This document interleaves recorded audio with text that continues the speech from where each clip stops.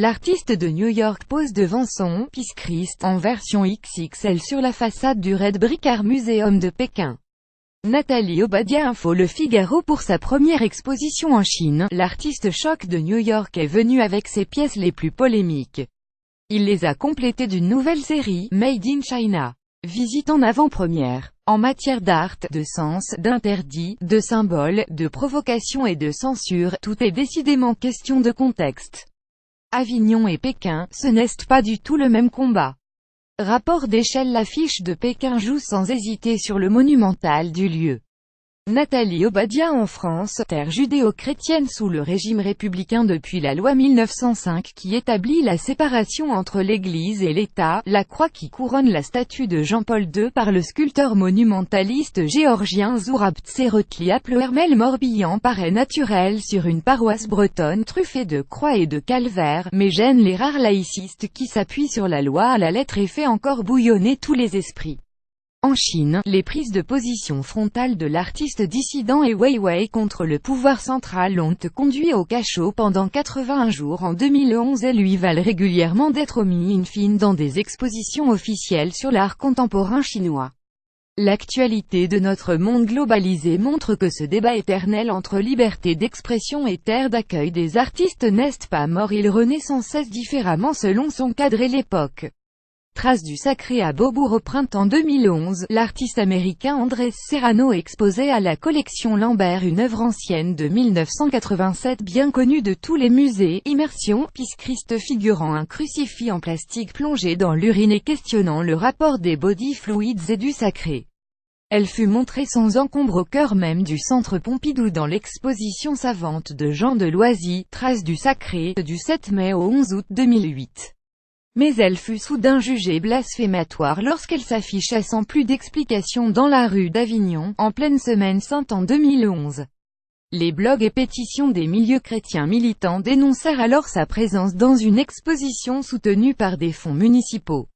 Cette colère, devenue rage, se solda par la destruction de 2 œuvres de Serrano à la collection Lambert.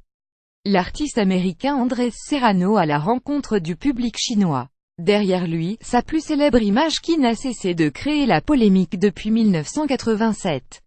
Nathalie Obadia à Pékin en revanche, cette image, a priori radieuse et innocente, lorsque l'on ne connaît pas son titre et son propos, est paisiblement affichée en taille XXL en façade du Red Brick Art Museum. Elle annonce la couleur, du haut du bâtiment de 20 000 m² dans le numéro 1 International Art District. C'est le drapeau choisi pour l'exposition événement Andrés Serrano en American Perspective, qui s'y tient jusqu'au 25 février 2018. Un public curieux visite l'exposition de Pékin. Nathalie Obadia, ni scandale ni cri, juste beaucoup de curiosité et d'intérêt du public chinois pour cet artiste né à New York à l'été 1950 qui se définit comme chrétien et qui réfute l'idée d'avoir voulu concevoir un blasphème en images, souligne sa galeriste de Paris et Bruxelles, Nathalie Obadia qui l'a suivi dans sa nouvelle aventure extrême-orientale. Depuis 1987 et cette image qui lui a valu à la fois scandale, insulte et reconnaissance internationale, Andrés Serrano s'en est déjà expliqué des dizaines de fois, notamment au Théâtre Antique lors des rencontres d'Arles 2016. Made in China est la nouvelle série d'Andrés Serrano sur le mariage en Chine et la diversité des identités. Qu'elle révèle. Nathalie Obadia Peace Christ fait partie des 53 travaux photographiques présentés à Pékin, à côté de 16 œuvres vidéo de l'artiste du choc visuel. À l'issue de sa résidence d'été au Red Brick Art Museum, Andrés Serrano a complété ses séries historiques par une nouvelle série Made in China qui explore le thème du mariage chinois pour sonder la question de la diversité. Pour la réaliser, comme pour sa série Ultra Cruise The History of Sex, il a lancé des appels à candidature aux nouveaux mariés, mais aussi aux célibataires, hommes et femmes, et aux divorcés de tous âges et de tous milieux. Les élus apparaissent en habits traditionnels et dans des situations volontairement dramatisées devant l'objectif d'Andrés Serrano. Cette série de portraits est dans le sillage des précédentes, la série Budapest 1994, la série America 2001 vue magistralement au musée de Vence ainsi soit-il, en mai 2015, à Bruxelles en 2016 musée royaux des Beaux-Arts de Belgique et à la MEP à Paris en janvier 2017, et la série Cuba 2012 qui marqua les dernières heures de la galerie Yvon Lambert dans le Marais. Donald Trump Forever Andrés Serrano, égal à lui-même dans sa tenue néo-gothique de New-Yorkais. Nathalie Obadia Actualité oblige, le portrait du président américain Donald Trump, pris par Andrés Serrano en 2004 lorsqu'il n'était qu'un milliardaire américain bronzé, coiffé, satisfait, égal à lui-même, est montré au public chinois pour la première fois.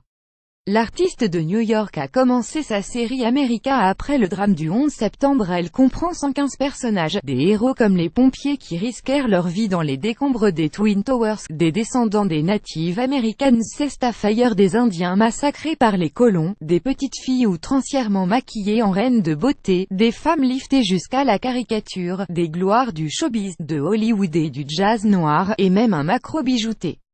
La réalité lui inspire des rapprochements chocs. Sa série Objects of Desire 1992 fait ainsi des zooms dérangeants sur les armes à feu, calamité de la nation américaine et de ses massacres à répétition. Sa série Torture, présentée en entier à la collection Lambert à l'été 2016, reprise en partie plus homéopathique au Petit Palais cet automne, est une succession de natures mortes sur les instruments de torture du Moyen-Âge et de bizarres portraits de volontaires cagoulés dans la position des suppliciés. À Avignon, à la collection Lambert, la mise en scène de tous ces torturés contemporains, musclés, tatoués, trop citadins pour être réalistes, renvoyés parfois à une imagerie théâtrale, voire sadomaso et complaisante. Au Petit Palais, jusqu'au 14 janvier 2018, par son accrochage toujours juste et mieux dosé, cette même série se mélange parfaitement avec les grandes peintures religieuses où la souffrance est là pour dire la transcendance. La superbe série caravagesque d'Andrés Serrano sur les SDF dans les rues de New York y trouve sa place pleine et entière et ne souffre pas de la comparaison avec les maîtres. Ce diable d'artiste est un passionné de peinture et d'art religieux.